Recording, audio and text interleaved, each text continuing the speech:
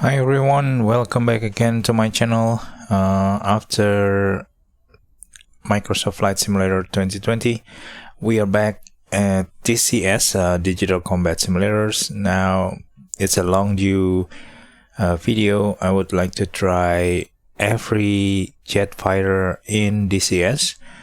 So here we are with the F-86F Sabre Jet. We're gonna take a look at it in more details, and this is my video trying every fighter jet in DCS and Flight Simulators 2020 later on. Okay, so without further ado, let's go dive in.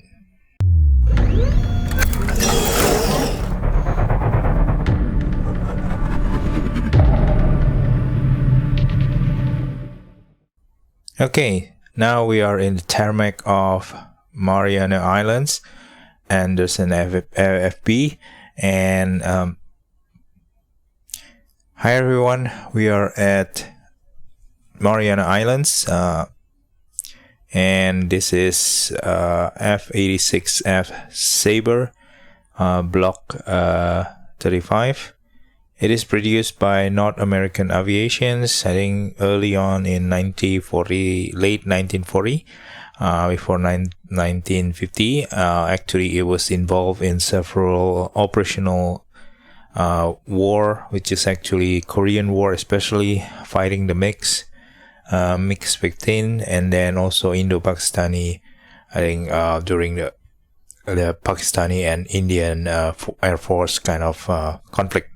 And early on, I think it's created with experimental fighters. I think initially it's a development from the FG-1 Fury. I think that is the first fighter jet, but it's actually using a straight wing. But this one is actually using a 35 or 30 degree slanted wings into more modern aspect, and actually can fly Mach 1 or supersonic or transonic. Actually, it's still called transonic because it's not yet goes beyond 1.2 Mach. So early on, I think it's XF-86 X-ray Foxtrot 86 as the first prototypes, and then it's developed into A model until the F model, and even there is an H, G, and K, and Lima or L models, and also Canadian Sabre. Its services come from starting from 1949 to 1994, and it's been produced more than 9,000 units across the world. And the user, of course, is US Air Force and Japan Air Defense Forces, Pakistan, of course, Germany, Argentina, Bolivia. I think the last one is Bolivia, operational until 1994, and many other countries. And the sim models is created by Eagle Dynamic and Belsimtek. Unfortunately, I cannot find Belsimtek website until today. I think it's gone. And yeah, anyway, so the cockpit is almost all is clickable. There are some that is not clickable, but it's very few of it. The flight model is using professional flight models, so it has more authentic feel on how it flies, and it's quite difficult actually. I've tried several times, and to make a smooth landing is also going to be challenging. The liveries here is actually US Air Force with bare metals finish, and I think in the communities there are a lot of liveries from many countries, and also a shiny one. That's very interesting. So yeah, so I think it's regarding the specification, I think it's the length is 37 feet, wide is 39 feet, and height is around 14 feet, and the weight actually is around 11,000 pounds to 15 1,000 pounds in gross weight, and maximum takeoff weight is 18,000 pounds. And the power for this F model is actually General Electric G47 GE27 turbojet. I think producing around almost 6,000 pound thrust, and the fuel that it can carry is actually up to 2.8 or 2,800 pounds with additional, I think, around 2,500 pounds further, so double the range if not mistaken. And then the performance, I think it's up to almost 600 knots. That is Mach 1.1, sorry, Mach 1.02. Yeah, almost like this is still transonic, so I think 800 sorry,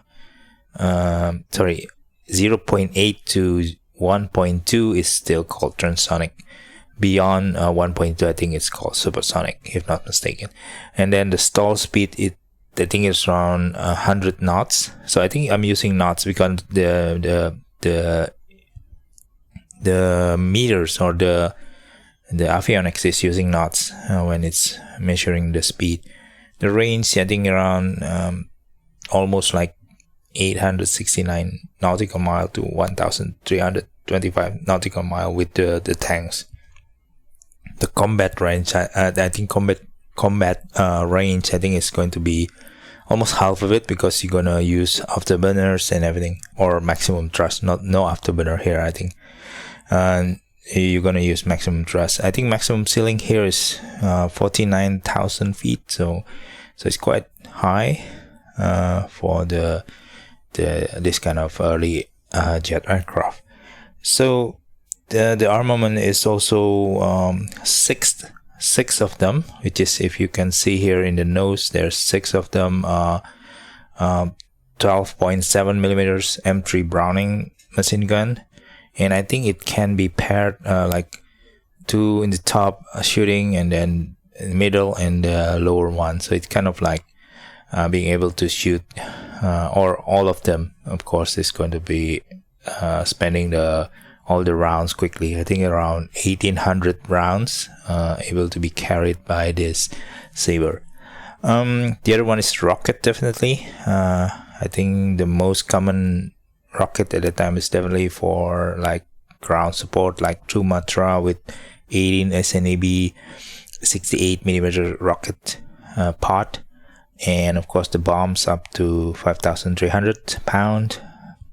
I think usually in the combat they carry like 2 times 1,000 pounds bomb with the external tanks, and I think they can carry missiles, but yeah, I haven't really taken a look in details on that one. Here we are in the models. I think it's very nice models. It's actually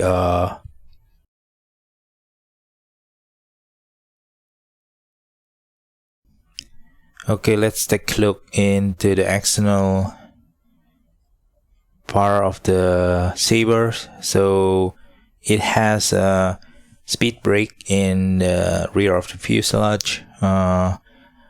Is very important, because even if you want to land, you have to deploy the speed brake most of the time, rather than just for the slowing down. It's required because you have to kind of put a higher thrust into the engine to be able to kind of having a good landing speed, for example.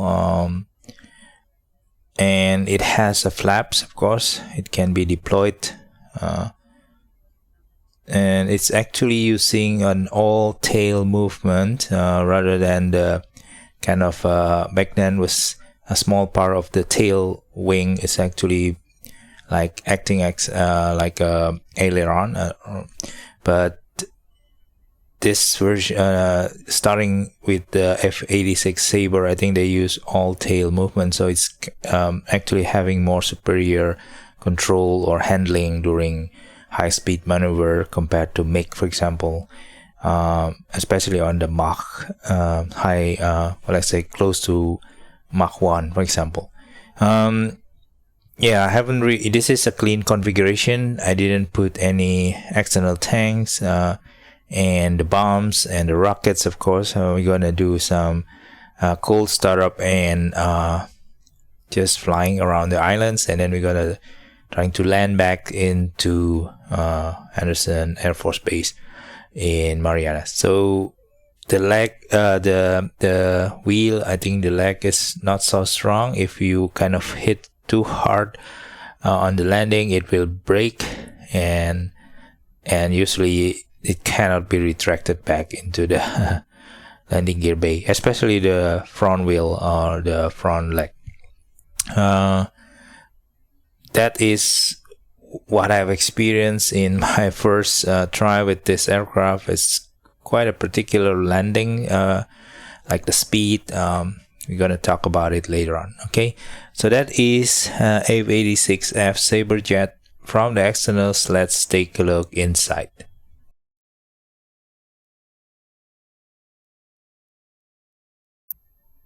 Hi everyone, so here we are in the cockpit of F-86F Sabre. This is a nicely made cockpit. Some grimes, some wear off, but not that much. So paint is a bit kind of, you know, it's looked like it's already being used, but not so much that it's really that bad, you know, the wear and tear. So it's very nice cockpit. You can see here there's some different painting here. It's not that kind of clean. Here's some cracks. There's some grime here, and some paints already like wearing off. So it's nice. Some small chips, paint chips here on the rivets and everything. So it's very nice cockpit. Very well made, I guess, from Belsimtek. So let's start from the left. Okay, here we are from the left of the cockpit. There's some fuse, a breaker here, which is actually working. You can push it. I'm not sure it's working in the sim or not. Is it affecting something? But I cannot even read it. So you have to kind of look the manual, which one is the fuse for what. You cannot even read from your sitting position. This is for the cockpit lights, but it's not functioning. This is for your intervalometer for firing the rockets. Let's say 2 rockets at a time or something. This is your setting here. I don't know why they put it there from this central console. This one is mostly for your anti-ice and your trim, alternate trim. So you can use the stick, I guess, for the trim, but this one is your alternate lateral, longitudinal, and rudder trim. Okay, this is for windshield anti-icing on and off. There's a big knob here. This one is flight control switch, normal, alternate for using ground equipment, and reset. So there will be some procedures involving the switch. I'm binding it into my kind of controllers just for the ease of use. This is the stick. I'm using Warthog Hotas thrust quadrant or control. Thrustmaster thrust Warthog Hotas. So here I'm binding the thrust position. For example, if you want to start the engine, you have to put into outboard, for example, and then to idle later on to start the engine. Okay, so I'm putting also a switch to put it on the off position. This one is your for gun off and all guns on. I think it's for low, middle, upper, low, and lower guns, or you want to fire all guns when you trigger, you can do that also. So this is for guns. This is for the flaps. You can put the flaps to down positions, deployed, hold, and up positions. Okay, so this is for the flaps. So this is your left side. Okay, so let's take a look into the front panel starting from the left. This one is for canopy. This is parking brake. Later you cannot activate parking brake because it's powered by the hydraulics. So if you try to do parking brake here, it won't engage because there's no hydraulic pressure. So just to note, you have to use choke first and then probably parking brake. This one is anti-ice. We don't use that frequently. This one is for the landing gear positions. Very important to look at your landing gear positions, up, down, and this one is not functioning because there's no pressure in the hydraulic. This one is for the lights. I'm binding it to my Warthog. So retract and extend and on. This one is for jettison your payload. So you want to jettison all tanks, outboard, right inboard, left inboard, something like that. So you can select individual jettisons. This one is for the tanks jettisons, and this one is for the bomb rocket jettison. Okay, so this is, I didn't use it in normal case for the operations. This one is for oxygens. There's a green valve that you can I'm binding it also to the switch, so on and off. So before you close canopy, you probably want to switch it on, so your mass, oxygen mass is supplied by the oxygens, and you can close the canopy. Landing gear, a big one here on the left. So I'm binding it also to my Warthog, Hotas Warthog, so it's very easy to reach. Parking, emergency fuel. This one is for during fire, for example. And the upper here, upper control here for your missiles, bombing, radar, range sweep, and everything. So this one is for kind of deploying your payload armament into the on special missions. I haven't tried this all, not yet, but we'll see about that in the next few video. We're gonna do a non-combat mission, just flying around and then trying to land again. Okay, so hydraulic pressures here, very important. So this one, when you don't have hydraulic, you are in trouble, because most of the flight control, landing gear, and speed brake flaps are powered by hydraulic from the engine. If you are on the ground during startup, you have to use external power to put a hydraulic pressure, so you can operate the starter and turbine starter, and also the several flight control initially. So this one is very important. Measures, instruments. If you put external power, you put alternate, then you can supply it from external power units and normal from the engine. This one is several lights on failures. This one I think is for the inverters, both inverters off. So there's some problem here on the electrical systems. This one is for trimming. I haven't really able to do trimming. I'm not sure how, but anyway, we'll see about that. So this one is light up also if you use ground power to supply the hydraulic. This one is G meters, so your acceleration in G to G for G. So it's very important if you don't exceed certain limits before you black out or red out. This is lab switch with these instruments for bombing, toss bombing, I think. Yeah. Anyway, I haven't really tried this one, so I'm not sure I'm going to try or not. Oil pressures, you're supposed to be in green. PSI 40-60, it's 20-40-60, usually around here. So yeah, this just to check your oil. Let's say you are in you're being hit by some guns from the mix, for example, then you can see if there's any problem with your oil pressure. This is the Mach number, 0.5 to 1 to 1.5. I think the maximum is around here during the dive. Probably you're gonna exceed your normal straight Mach speed, which is around 1.02. Also, this is another instrument, very important. The gauge used measuring your airspeed or indicated airspeed. So this is the most important one when you land, take off, or doing some maneuvers before you stall. The stall speed is 100 here. You don't want to go below here, because that will make your aircraft stall.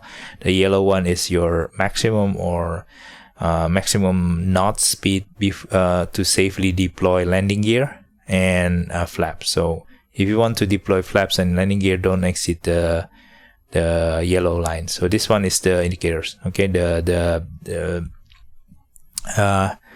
yeah, so this needle mustn't go above 2000 when you use flaps and landing gear. The green one here, there's a Mach indicator also here. This is Mach 1 on the 500 knots area here. So just to have a quick look how fast you're kind of flying. I think this yellow and red is actually moving around, so a certain kind of conditions will have maximum. This is indicating maximum indicated airspeed. So in certain situation, this one, let's say here, you don't want to exceed those 400 knots, for example. So be careful with this needle. This one is a quick slave kind of directional gyro. I haven't really used this one, and also in conjunction with radio compass for trying to get your bearing into certain VOR or radio station for directional flight. This one is your pitch and bang indicator or attitude indicator in 10 degree, 10, 23, 30 degree, and also you want to see your bang angle here. You can gauge it if you want to. Radio compass, I haven't tried to use this one because I'm just flying VFR, but yeah, in instrument flight you probably need this one in conjunction with the radio panel on the right side. This is altimeters, very important one, of course. So this one is the other, this 1, 2, and 3. Usually I'm using this for landing. This one is slip indicators, kind of trying to see how your aircraft kind of in the turn and slip indicators. Usually it's like if you're turning, it's going to indicating that you're turning, and slip if you are doing certain maneuver, or when you're turning it's kind of slipping into a certain degree. It can detect that. So this one is, for example, you have side wind, for example, in crosswind situations, that might help telling the situational awareness. But usually in VFR you can see it through the windshield. Anyway, altimeters, going back again, this one is in 1000 to 1300 up to 9000, and then this is indicated by this thick short needle. As 1000, this one long thick needle is 100, and this thin long needle is actually 10,000. So if this move to here, it means 10,000 plus the short needle, which is, let's say, 3,000, meaning it's 13,000 feet. Okay, so this one is the altimeter in feet. This one is actually QFE, so 29.9 inch mercury here. You can set if you know the inch mercury on your airport, for example. Turn and slip already. Climb, this is in 1000 feet per minute, and this is 500 feet per minute. So you're landing, I think, around here. You in certain dive or certain climb, you can see how your vertical speed. Fuel flow, this is based on your throttle positions. It means that you can calculate how many fuel per minute that you're consuming. Exhaust gas in 100 Celsius. Volt DC, rarely used it. The clock, I don't know, this one, the load. And then the cabin pressures, altitude. I haven't really studied this one, what's the connection, but usually this one is the one that you use. Fuel quantity in 100 pounds, 3,200 pounds maximum here that you can measure, and this is all your fuel on board. This is the engine battery kind of panels. This is the engine master switch. If you want to start, you put it here on, and then you crank the battery into starter for a while, and then put in the battery. So if you want to start the starter procedures, you can just press this one. It's cancel out all the starter process. This one is emergency ignitions and some other things like generators and other, but rarely used. External lights, bright or dim. Position light is steady or flashing. You can choose. This one is for flight control emergency handle. Not sure what is the use for this one. What else? I think oh yeah, in the middle lower sections there is several panel here controlling your bombs and camera and rockets. We're gonna try to look at it later on probably. And missile guns. This is for the gun sight, I think. Above, setting it, and then the rockets angle and the bomb kind of wind corrections, sort of.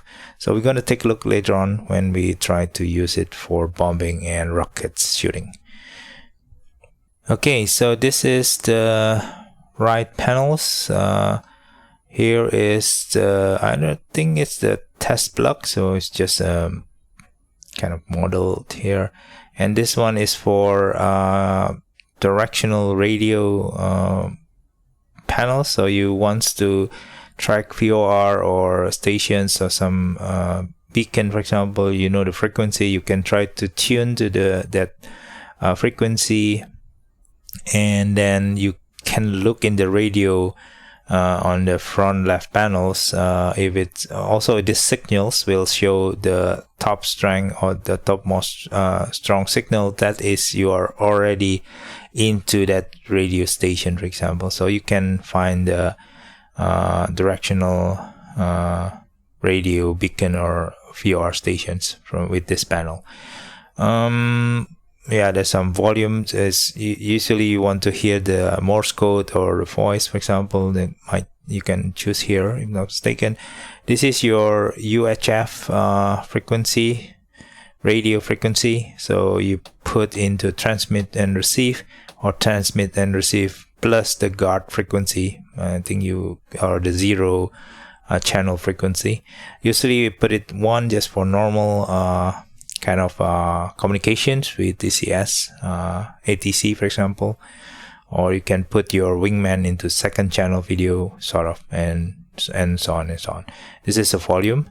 This one is the IFF panel. I haven't really used it, but you can put your setting into the right IFF kind of setting. This one is, I don't know what's the filter here. Anyway, it's some breaker. There's some views here that you can interact with, but I'm not sure it's kind of functional. Okay, so that is the, I think I forgot that this is a canopy, right? I already mentioned the canopy here. There's a mirror up here in the canopy later on, but yeah, haven't really used it. So that is the most used controllers in this aircraft. So let's go into cold and dark startup procedures.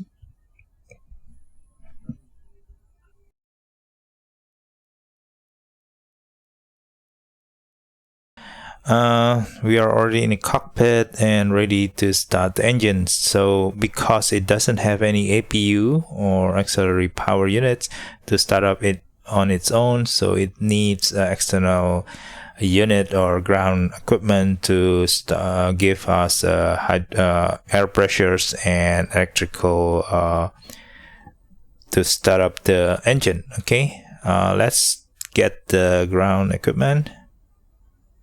So F8 and then ground F2 and on. Chief, turn on the ground power. Copy. There's no ground units actually rendered. Ground power is now on.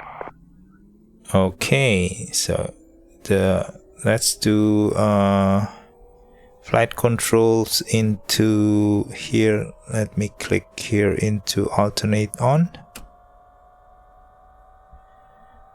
And this one to alternate. Oops, sorry. So the hydraulic coming out from the ground equipment will increase into green area or around 3000. before that,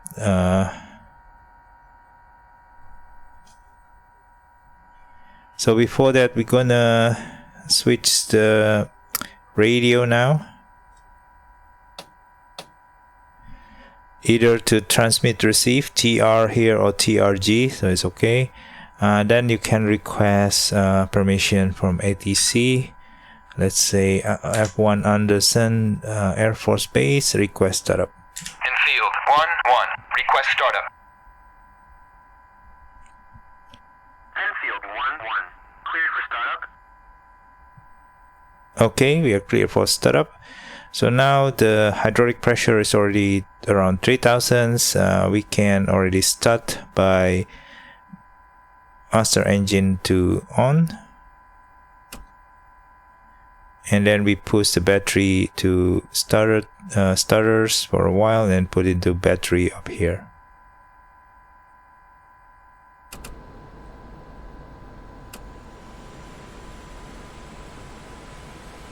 I'm binding this to today I'm using mouse, but I'm binding it to my controller, so now you can put it back into battery.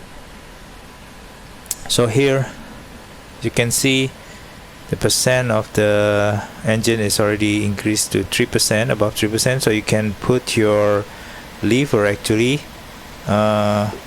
here into outboard positions. I'm binding it to my controller, so you press some button here, so it's increasing to 6%, above 6%. Then you can put into idle by pressing this lever again to idle position.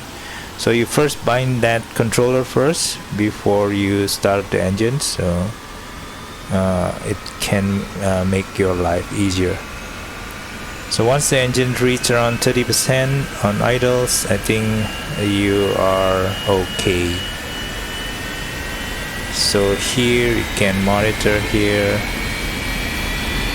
30%, and the temperature, exhaust temperature will reduce or below 600 Celsius.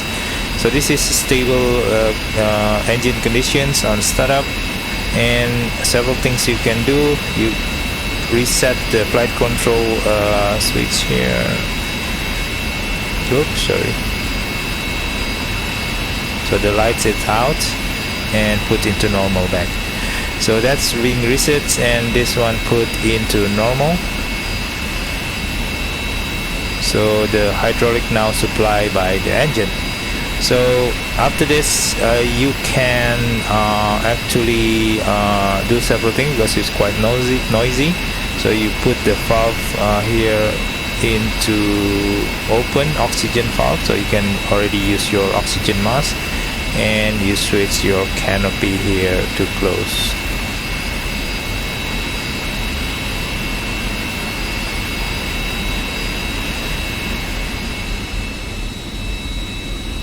Until it's locked.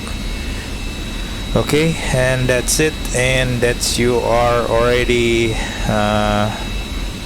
done. Hold on. Several things you can do is actually lights up your landing gears, so you can put here into on positions to extend and on. If you can see here outside, let me. Your landing lights is lights up here,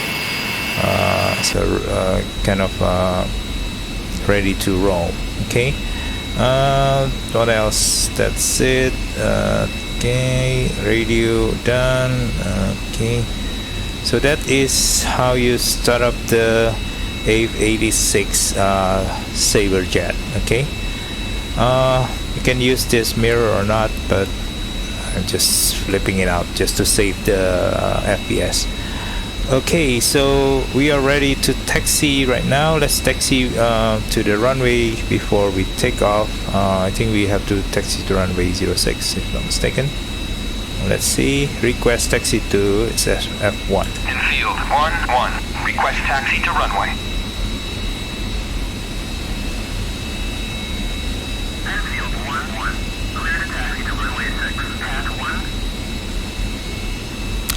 Okay, runway 6 is actually in front of us over there, no mistaken. Then we can request takeoff. If not mistaken, I'm not familiar with this runway airport yet. So we're done with that. Before that, have we hold on, let me check if we detach the ground frequency. Okay, F2 and Chief, turn off the ground power. Copy. Ground power is now off. okay, ground power is off. Now we can I don't know how to trim though. Basically we it has to be trimmed for takeoff actually, but anyway. We can lower the flaps though. Yeah. Sorry, for taxi we gonna put it up first. Yeah, but then before takeoff we're gonna lower our flaps. Okay, so we are going to ready for taxi. Parking brake, I haven't set the parking brake. It's chock. Easily you press the lever and then momentarily push your toe brake and it will stick. So this is the parking brake set, but if you want to move, you just momentarily press your toe brake, it will release the parking brake lever. So here we go, release. Okay, so it's just pushing my toe brake. So let's, it needs a lot of power actually just to move for a while. Oh, by the way, you have to kind of having your nose wheel steering buttons ready, because if you want to steer with your rudder you have to press that buttons to steer with the rudders.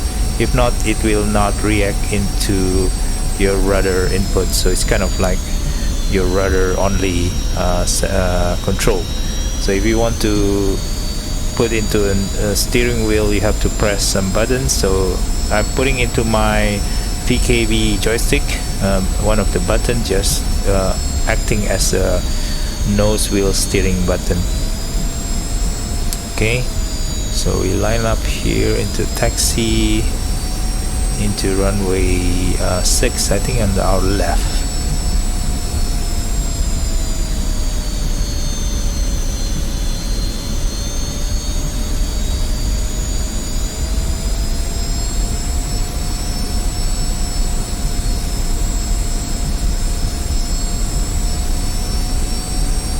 I'm using track IR right now, but if I'm flying alone without video, I'm usually trying to use VR.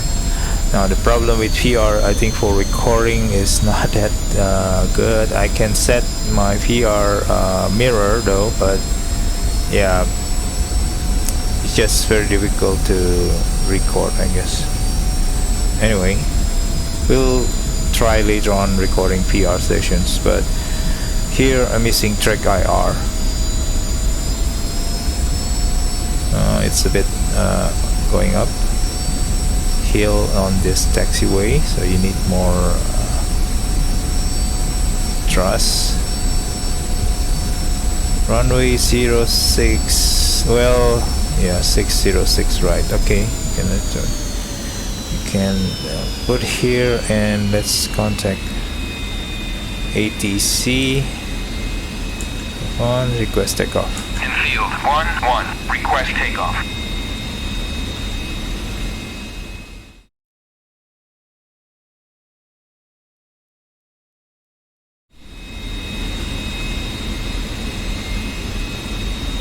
I don't know, 6 right or 6 left. Anyway, they don't respond. I don't know why sometimes they don't respond, but we'll move on.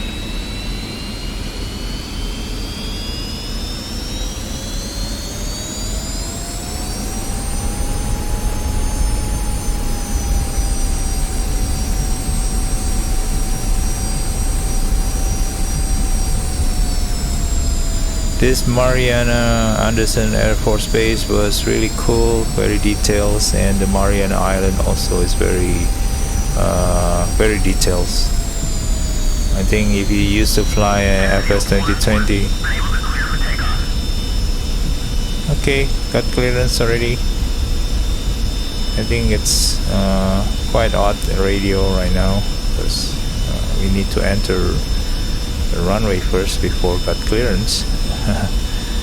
Okay, so we are ready on the runway, so we're gonna put the flaps down and supposed to take off I think around 110 or 120 with a bit slightly nose up. Okay, so ready for takeoff.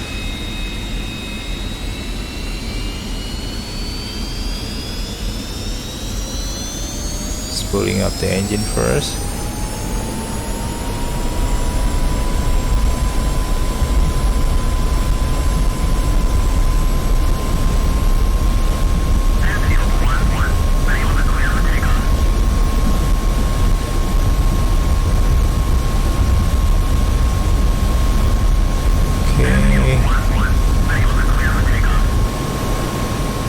Okay, going up, positive climbs. So, what is that? That is quite violent. Okay, let's slow down a bit. Already, so the gear is already up over there, you can see. Let's turn on the lights. Oh, this is very nice.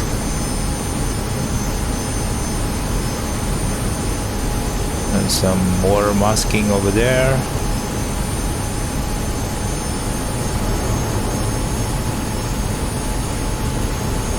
Be careful, you are too slow.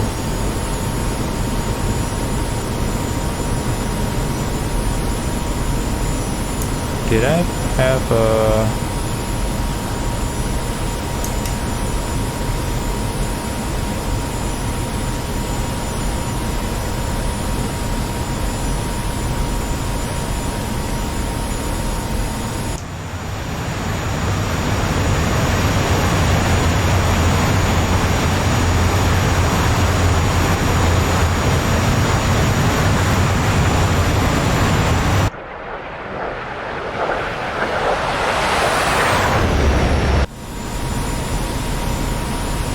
Okay, we are about to 100 knots. We are slightly, I think we are 2,000 feet. So there's a nice beach over there. So there's another airfield. That's the international airfield for civilians airport.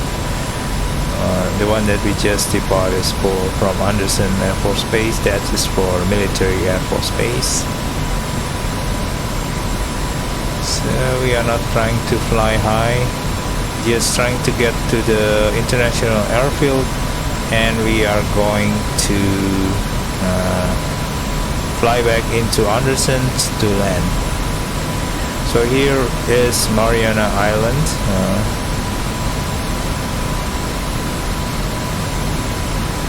Quite sensitive to control.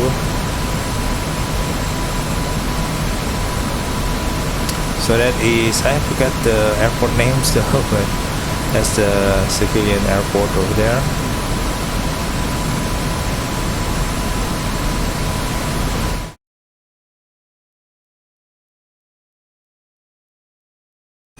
Okay, so now we are trying to land this F-86F Sabre Jet. Let me use my track IR. We are trying to descend to 2000.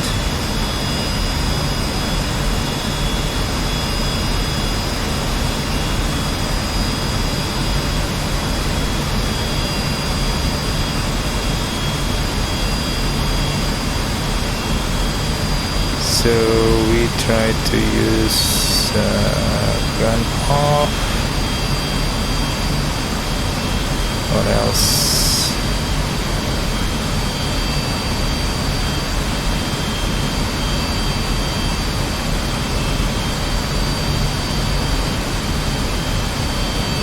I think we have to turn all the master arm off, but anyway, I haven't really tried to tweak around those armament control, so bear with me. So we have some recticle in the HUD, so we're gonna put the speed brake on, or deploy speed brake. So we're gonna try to slow down further here. Let's turn, so it might actually slow down further during the turn. So we're gonna deploy flap.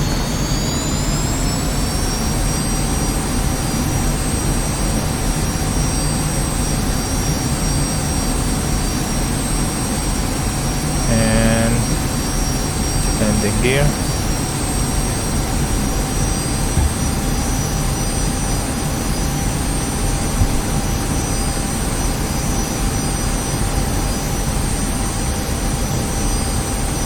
We are a bit too low. We are already 1,000 feet. I think we are a bit too low right now, and we are too slow. So let me increase a bit more power here.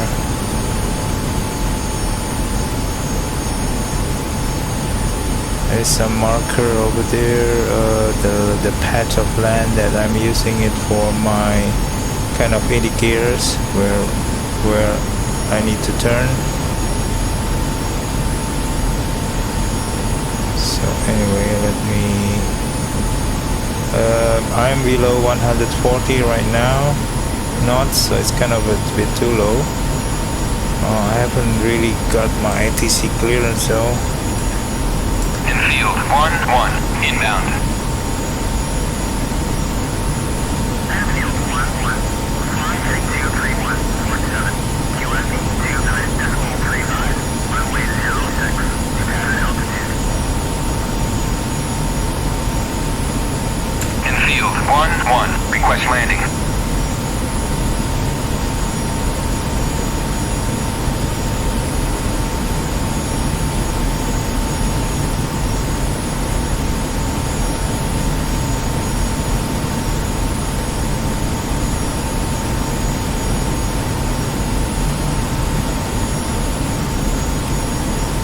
Lights on.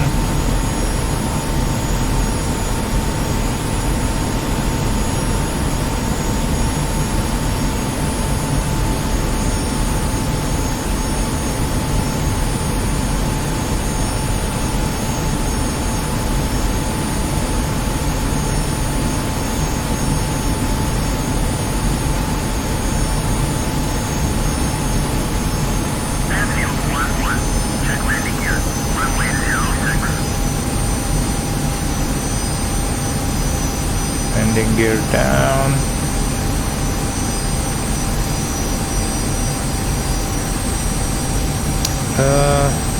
Controller is getting a bit more sensitive when we are at a lower speed, I guess. See, it's kind of like bouncing around. Hopefully we can. Yep.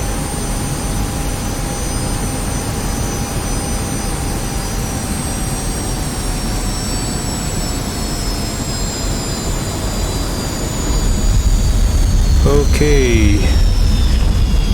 Much more smoother.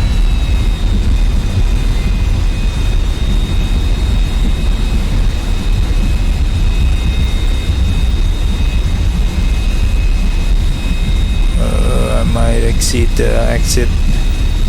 Yeah, I missed the exit over there. It's okay. I might take the outermost then.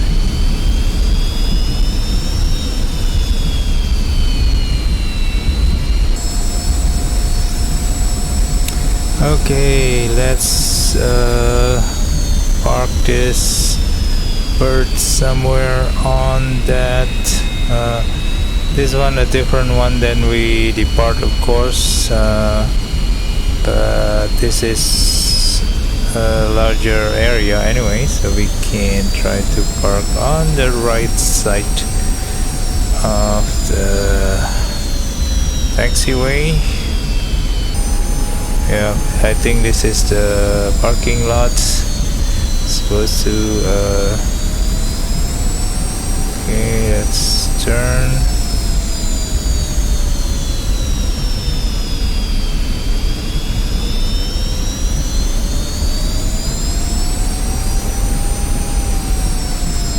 Yep,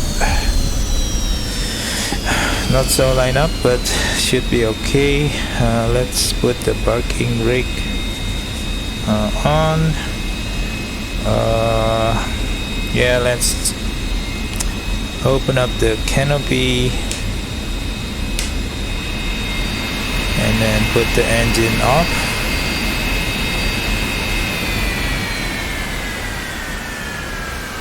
By putting the throttle back to off positions, and then we going to turn off the engine switch and master battery off, and that's it. I think lights off.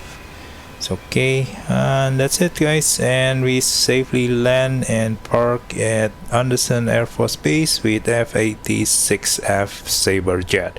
Quite okay landing, not very smooth, but this is, I think, the 6th try on landing the F-86 Sabres. So let's see the replay after this. See you.